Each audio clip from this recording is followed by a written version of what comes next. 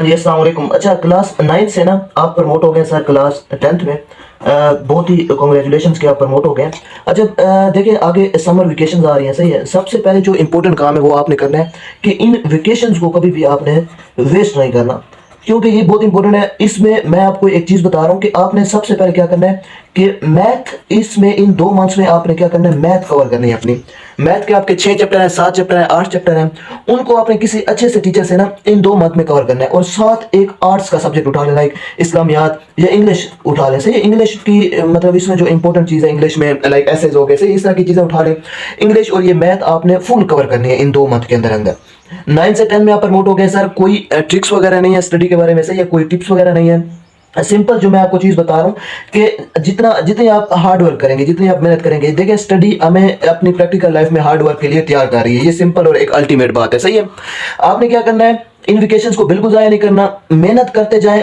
कोई टिप्स कोई ट्रिक्स आप यूट्यूब वगैरह पे ना देखें, अगर आप हार्ड वर्क कर रहे हैं, मेहनत कर रहे हैं, सही है।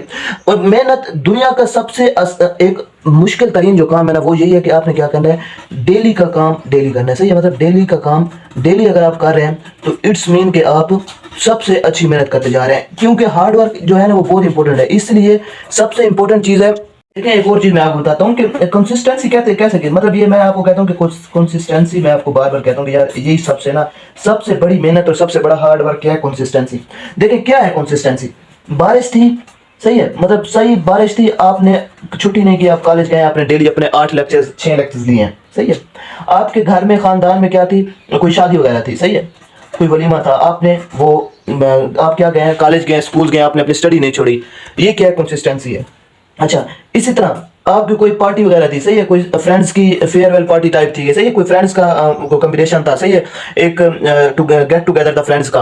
आप कंसिस्टेंट रहे, आपने अपने लेक्चर्स लिए हैं, आपने क्या इन चीज़ों को अवॉइड किया है। ये सबसे बड़ा हार्ड वर्क है। और ये खुदा पाक और खुदा ताला की ज़ात जो है ना, वो इसी चीज़ को पे ऑफ करती है। ये हार्ड वर्क खुदा ताला क्या करता है, काउंट करता है। ये चीज़ें हमें क्या करती है, एट द एंड इन्हीं चीज़ों का रिजल्ट हमें मिल रहा होता है, सही है। ये चीज़ें, यही हार्ड वर्क है और यही कंसिस्टेंसी है। देखिए सबसे एक सिंपल सी बात जो है वो कंसिस्टेंसी और डेली का काम, डेली एक सिंपल सी बात है, लेकिन सबसे बड़ा और सबसे मुश्किल तरीन काम भी यही है। क्योंकि डेली का, देखिए मैं गारंटी देता हूं कि अगर आप एक दिन 6 घंटे पढ़ सकते हैं, सही है, आप 6 घंटे मीन आपने अपना डेली का काम डेली किया, एक दिन किया, 2 दिन किया, अगर आप 30 डेज ये काम कर सकते हैं तो वाकयान आप अपने बोर्ड के एग्जाम में फॉर एग्जाम्पल 1 लाख बच्चा अगर अपेयर हो रहे हैं तो मैं गारंटी देता हूं कि आप 90% बच्चों से ऊपर होंगे अगर आपने 30 दिन डेली का काम डेली किया है, सही है।